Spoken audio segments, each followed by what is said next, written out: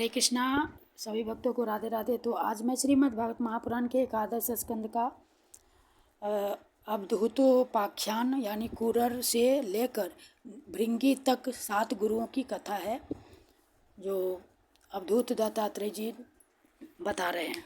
तो इससे पहले मैं 2 पार्ट जो है इसका अपलोड कर चुकी हूँ कथा। अब तीसरा पार्ट अपलोड करूँगी, इसके लिए पढ़ रही हूँ। तो आप लोग ज़रूर सुनिए अच्छा से, ध्यान से। और बहुत ही भक्ति वाला कथा सब है, बहुत ही मन लगता है सुनने में। अगर जितना बार सुनेंगे उतना समझ में आएगा, और एक बार 2 बार सुनने से उतना समझ में नहीं आएगा। बार बार सुनेंगे तब उसका जो है निचोड़ तात्पर्य समझ में आएगा कथा की। तो पहले भगवान नाम ले लूँ। श्री कृष्ण गोविंद हरे मुरारे, हे नाथ नारायण वासुदेव। श्री कृष्ण गोविंद हरे मुरारे, हे नाथ नारायण वासुदेव। हरे कृष्णा कृष्णा कृष्णा हरे हरे, हरे रामा राम राम हरे हरे। हरे कृष्णा कृष्णा कृष्णा हरे हरे, हरे राम राम राम हरे हरे। बोलिए श्री कृष्ण कन्हैया लाल की जय। लक्ष्मी नारायण द्वारकाधीश वृंदावन धाम की जय। वैकुंठनाथ सदगुरुदेव भगवान की जय। श्री मद् भागवत भगवान की जय। भगवान वेद व्यास की जय। सुखदेव जी महाराज की जय। जय जय श्री राधे, जय जय श्री राधे, जय जय श्री राधे। हे कृष्ण करुणा सिंधु दीन बंधु जगतपते, गोपेश गोपिका कांत राधा कांत नमस्तुते। अवधूत दत्तात्रेय जी ने कहा, राजन, मनुष्यों को जो वस्तुएं अत्यंत प्रिय लगती हैं उन्हें इकट्ठा करना ही उनके दुख का कारण है। जो बुद्धिमान पुरुष यह बात समझकर अकिंचन भाव से रहता है, शरीर की तो बात ही अलग, मन में भी किसी वस्तु का संग्रह नहीं करता, उससे अनंत सुख स्वरूप परमात्मा की प्राप्ति होती है। एक कुरर पक्षी अपनी चोंच में मांस का टुकड़ा लिए हुए था। उस समय दूसरे बलवान पक्षी जिनके पास मांस नहीं था, उससे छीनने के लिए उसे घेर कर चोंचे मारने लगे। जब कुरर पक्षी ने अपनी चोंच से मांस का टुकड़ा फेंक दिया, तभी उसे सुख मिला।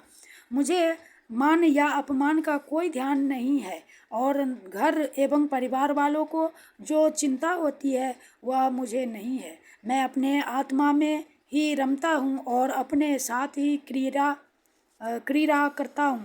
यह शिक्षा मैंने बालक से ली है, अतः उसी के समान मैं भी मौज से रहता हूँ। इस जगत में 2 ही प्रकार के व्यक्ति निश्चिंत और परमानंद में मग्न रहते हैं। एक तो भोला भाला निश्चेष्ट नन्हा सा बालक, और दूसरा वह पुरुष जो गुणातीत हो गया हो। एक बार किसी कुमारी कन्या के घर उसे वरण करने के लिए कई लोग आए हुए थे। उस दिन उसके घर के लोग कहीं बाहर गए हुए थे, इसलिए उसने स्वयं ही उनका आतिथ्य सत्कार किया। राजन, उनको भोजन कराने के लिए वह घर के भीतर एकांत में धान कूटने लगी। उस समय उसकी कलाई में पड़ी शंख की चूड़ियाँ जोर जोर से बज रही थी।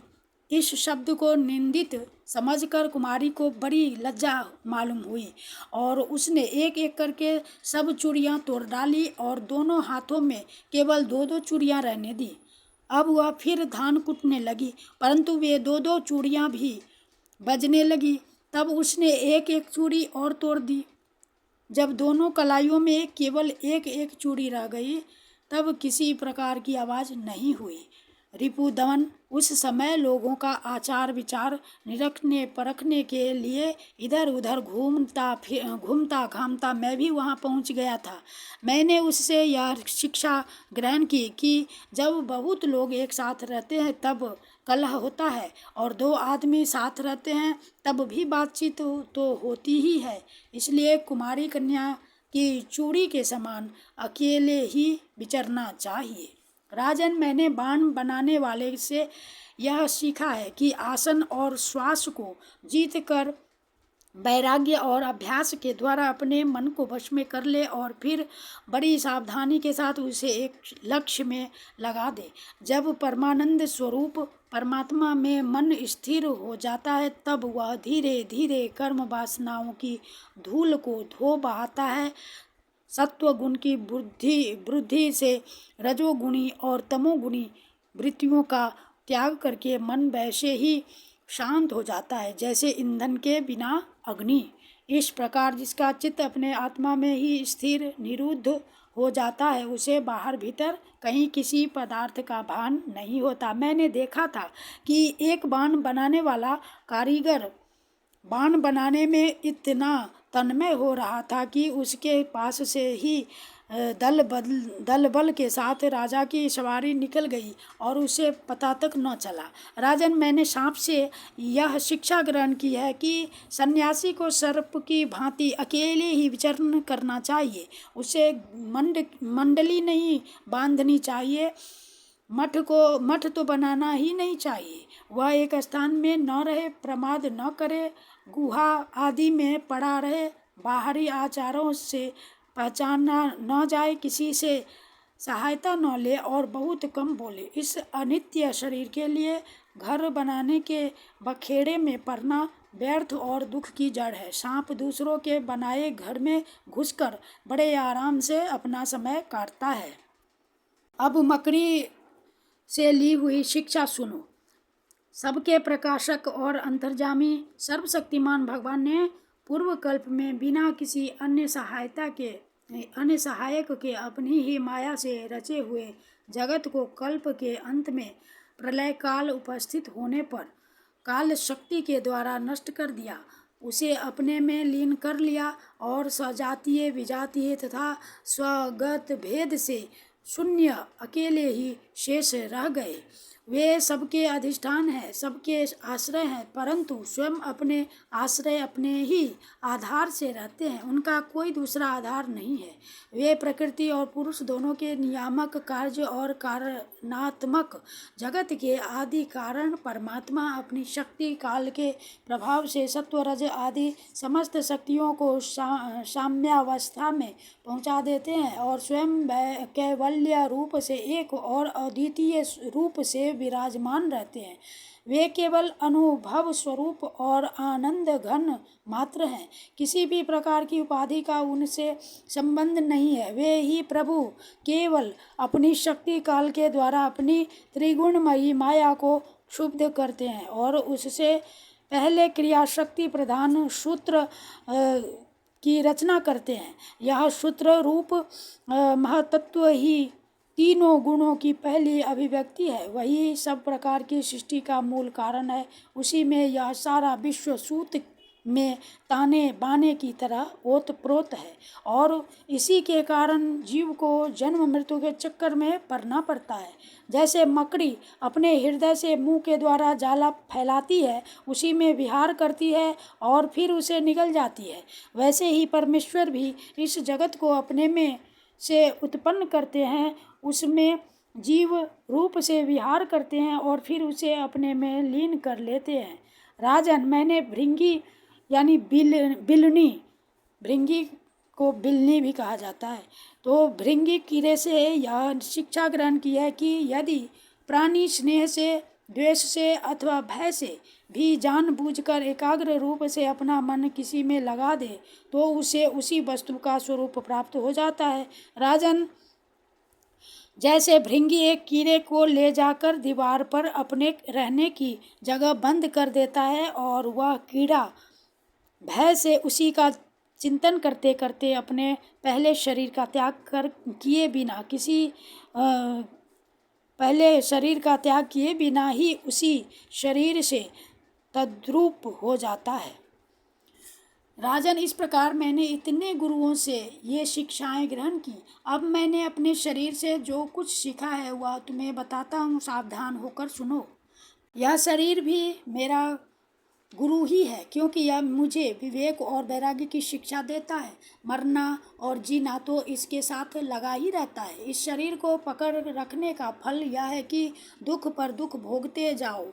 यद्यपि इस शरीर से तत्व विचार करने में सहायता मिलती है। तथापि मैं इसे अपना कभी नहीं समझता, सर्वदा यही निश्चय रखता हूँ कि एक दिन इसे शियार कुत्ते खा जाएंगे। इसीलिए मैं इससे असंग होकर विचरता हूँ। जीव जिस शरीर का प्रिय करने के लिए ही अनेकों प्रकार की कामनाएं और कर्म करता है तथा स्त्री पुत्र धन दौलत हाथी घोड़े नौकर चाकर घर द्वार और भाई बंधुओं का विस्तार करते हुए उनके पालन पोषण में लगा रहता है, बड़ी बड़ी कठिनाइयां सहकर धन संचय करता है, आयुष्य पूरी होने पर वही शरीर स्वयं तो नष्ट होता ही है, वृक्ष के समान दूसरे शरीर के लिए बीज बोकर उसके लिए भी दुख की व्यवस्था कर जाता है। जैसे बहुत सी सौतें अपने एक पति को अपनी अपनी ओर खींचती है, वैसे ही जीव एक ओर स्वादिष्ट पदार्थों की ओर खींचती है तो प्यास दूसरी ओर, जल की ओर जननेंद्रिय एक ओर स्त्री संभोग की ओर ले जाना चाहती है तो त्वचा पेट और कान दूसरी ओर कोमल स्पर्श भोजन और मधुर शब्द की ओर खींचने लगते हैं। नाक कहीं सुंदर गंध सूंघने के लिए ले जाना चाहती है तो चंचल नेत्र कहीं दूसरी ओर सुंदर रूप देखने के लिए। इस प्रकार कर्मेंद्रियां और ज्ञानेंद्रियां दोनों ही इससे सताती रहती हैं। वैसे तो भगवान ने अपनी अचिंत्य शक्ति माया से वृक्ष सरीसृप यानी रेंगने वाला कीड़ा या जंतु, पशु पक्षी डांस और मछली आदि अनेकों प्रकार की योनियां रची, परंतु उनसे उन्हें संतोष न हुआ। तब उन्होंने मनुष्य शरीर की सृष्टि की। यह ऐसी बुद्धि से युक्त है जो ब्रह्म का साक्षात्कार कर सकती है।